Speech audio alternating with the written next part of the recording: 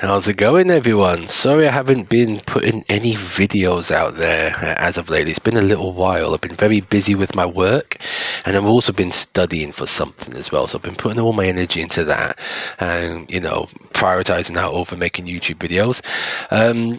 But I thought I'd make this quick video. I've also been filming some content on some projects I've been working on. I'm not going to say what they are. Well, I can tell you they're knife making projects, but I'm not going to say exactly what the knives are that I'm making.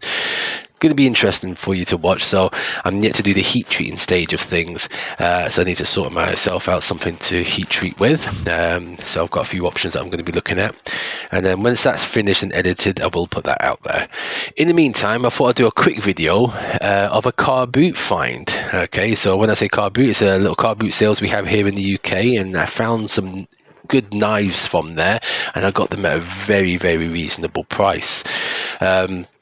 Having said that, this is not a review video, and some of you guys have been contacting me on Facebook and Instagram and asking me to do reviews, and I didn't want my channel to be based around reviewing gear.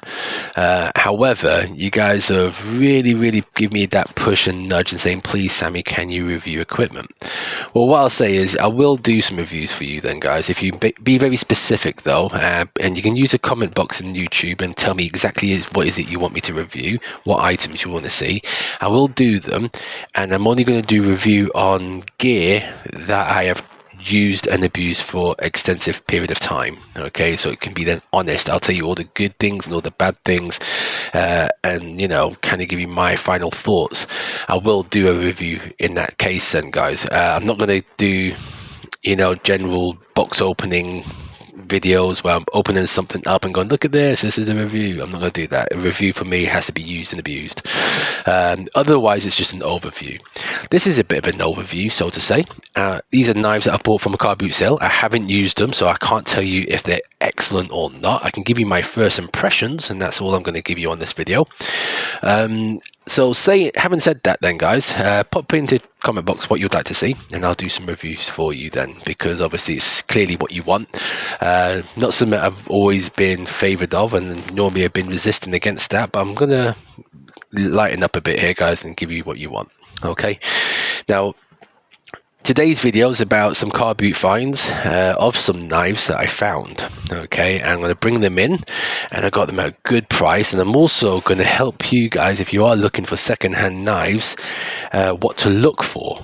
Okay, so I've got a real good deal on these. Now, there's lots of knives that you can find in car boot sales that look like this. Okay, so these are cheap-ass Swiss Army knife wannabes. Okay, they're knockoffs. They've got no markings on them. They just say stainless, and yeah, you might get a bunch of tools on there, screwdriver, cork, bottle opener, and all the rest of it. And same for this one. If you do find knives like this at the car boot sale, which I have found these two at the car boot sale. Actually, no, that tells a lie. I found this one at car boot sale. This one I bought from the pound shop. This is a pound shop knife. I bought it for £1 back in the days, probably easy over 10 years ago. And it was £1. And that's something you can pay for if you just want a general little pocket tool that has no significant. Something like this, you might find it might have someone's name on it, because it's like one of those gift knives or souvenir knives. It might say a particular country on there, or even a business name, and they've been gifted to somebody. Again, if you find knives like that, you pay no more than £1. Okay, no more than that. Pay about 10 pence. This knife I use for my shaving soaps. When I do shave, I cut them up and put them into my shaving scuttles and stuff like that. So that's what that knife is for. Other than that, I wouldn't stake my life on it by all means. So pay no more than that. If you pay £10 or something like that, you paid a bit too much. Okay, even though if it's got all the bells and whistles, it doesn't mean those bells and whistles are any good. Okay, they'll probably fail you, that's for sure. I mean, you can get good Swiss Army knives. I mean, this one and this one, I bought these at the car boot sale many years ago. This is my main Swiss Army knife, the one I use the most when I'm going walking and backpacking. This is the one that's in my pocket. This one has got lots of tools on there, really good condition as well. Could do with rescaling it, but I think I picked up this one for about £5, and then this one I think I spent about £7 on. So it shows you can get the Victorian Knox Swiss Army knives, you know, at a good price. But it's not about them, it's about these knives that I got recently from the car boot sale. Now, some of you will know some of these knives and some of you won't, and this one here is a military knife. Okay, so the British military pocket knife.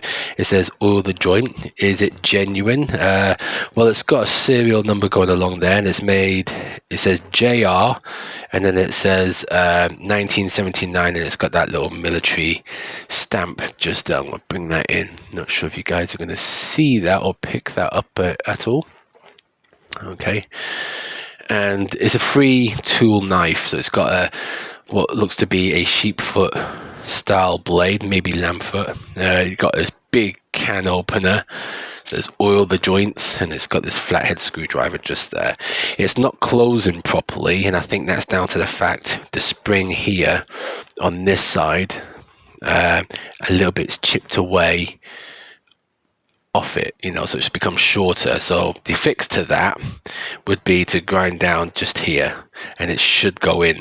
It won't snap in place now, but I've not really bought this for outdoor purposes. This is going to be a knife I use around the garden, maybe cutting open boxes and stuff like that, you know. It's just going to be a nice knockabout.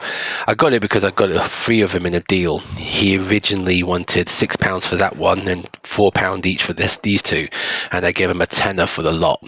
So this one needs a bit of work doing to it. As you can see, it's a bit pitted up, okay, but it's still got great action on there, okay, and it'll be an easy thing to fix. I can get a point back on there. This one is a Venture A H.M Slater pocket tool, and this is discontinued. They don't make them anymore. This is a company, it was in Sheffield. It's a Sheffield knife. I really like my Sheffield blades. Good steel. And yeah, this one, the company no longer exists as far as I'm concerned. It might be wrong there. But if you were to buy this brand new, I mean, this one will be, just so you know, around £35–40. I think these, if you were to buy them brand new, used to range, you know, around £30–35. The same for this one here as well. I can clean that up. This is going to be a restoration project, and it's going to be a sympathetic restoration, because I do want to keep some of the pit in to show it has been used. And yeah, I think that might be a walnut handle. That might be wrong there, but good quality, good snapping. Doesn't need fixing or anything. Just the edge and putting a blade on there, a point, shall I say, and cleaning up some of the pit in and polishing it up. Sorting out the handle scales as well. So yeah, that's what I got for this little collection of £10 knives. This one is probably my favorite one out of the 3. This is made by Richardson. Okay, it's got the stamp on there. Again, another Sheffield maker. I believe Richardson no longer makes knives. I'm not 100% sure. They're very sharp. Hasn't been used that much, to be fair. It's collected some pitting. This Nest knife, it says on there, and it's Richardson from Sheffield. And Sheffield knives are really, really good. I have a Sheffield knife I generally carry every day. This is my lamb's foot A Right and Son knife, and this is my like sort of brother knife to my A Right and Son bushcraft knife that I, you know, use regular for bushcraft. You know, that's my main go-to knife. Where this one is, if I haven't got my fixed blade, I've got this one in my pocket in case if I'm going for a walk in the woods and that and haven't carried the fixed blade. It's definitely this in my pocket, and I'm using that as my little whittler. My wife bought both of those for me as a gift, so that's my favorite pocket knife, if you ask me. I really, really like that one. Again, Sheffield made, and this one matches it, so to say. As you can see here, it's got a bit of a matching scale. It's just a one-blader, and I like that, so I'm going to clean this one up, and these will all get used in my collection. All of them for £10, really good bargain. If you know what you're looking for, you can pick up some good knives. You know what I mean? If you know the price, like 3 knives for £10. Yeah, they look a bit dirty, but easy to clean up. Same time, you're getting good quality steel. You're getting good quality tools. Okay. I also picked up this knife here. I've been looking at this knife online, and I'll put a little image just here in the corner. This is the Helle Viking Knife generally goes for 95, 96 pounds if you were to buy it, and it's based on a Viking knife that they found in a particular archaeological dig, and this is the design it had, and they made a knife and replicated it, made by Helle. It's a triple laminated steel, so it's got hard steel where the edge is, and these are laminated softer steels. Carbon steel it is. It's got a typical broom style handle, okay, with a teardrop shape to that handle. Very, very comfortable. It's got that Scandinavian single bevel grind. It looks like whoever had this before me used it a couple of times, tried to sharpen it with a diamond stone, and then it's never been used since, because you can still see the factory grinds in there as well. So it hasn't been used that much. That tells me it hasn't been used as much as other knives that you can find in this caliber. So yeah, it's still fairly new. The sheath is in great condition. Helle's made in Norway, okay, and this is by new. It would be, you're looking at about 95 pounds, even 100 pounds, including that postage and what have not. Sheath is in great condition, could just do with a bit of a clean, if anything. I got it for 40 pounds. Originally he wanted 48, and I haggled him down to 40 pounds, so I can take this one home. The handle's in great condition. I'm going to put some linseed on oil on there. I might sharpen it up. Let's see how sharp she is.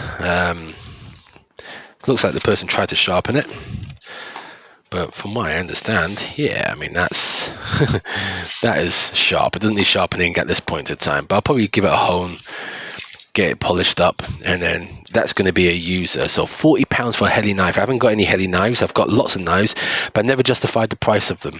More because I can get something in the same caliber from Martini a lot cheaper, and there's other brands out there that can offer good quality knives a lot cheaper. So it's one of those I've wanted one, but never really put it as something on my top of my list to get. But now I've got one, yeah, I can see the quality, and it is a good knife, you know. So we'll see how that goes. I will use it. I'm not going to review it by all means at this stage, because I've not used it, to see how it holds out. I definitely have a lot of woodlaw style knives, you know, and I always can get them for that same sort of price range. This is just, yeah, 40 pounds is definitely what I would pay. So very, very, very lucky man, and very happy man. The Viking knife by Helle is what I got there. So all in all, 50 quid I've spent, and I've got some good quality, well-known knives, well branded as well. These are vintage, and so is that, as 1979, and a good quality bushcraft knife just there to start using. And I will do some projects on restoring these ones here. Guys, if you've enjoyed today's video, give me a like and a thumbs up. And if you do want to see me do reviews, I'm going to leave it up to you to choose, because I'm a big supporter about the skills. I will show you things I've bought and how to find deals and what have not. I want to make my channel a bit quirkier. However, if you do want to see some reviews, if you see something in my channel, then tell me what it is, and then I will do an honest review for you guys. Okay, I'm not going to do unboxings though. I might show you what I've bought, but I'm not going to say anything about it that shows any biased opinions there. It's just going to be just, this is what it is. Like these are, this is what it is. I'll tell you in the long run how these go. Okay, so guys, enjoy the rest of your day, and I'll see you again in another video soon. Take care.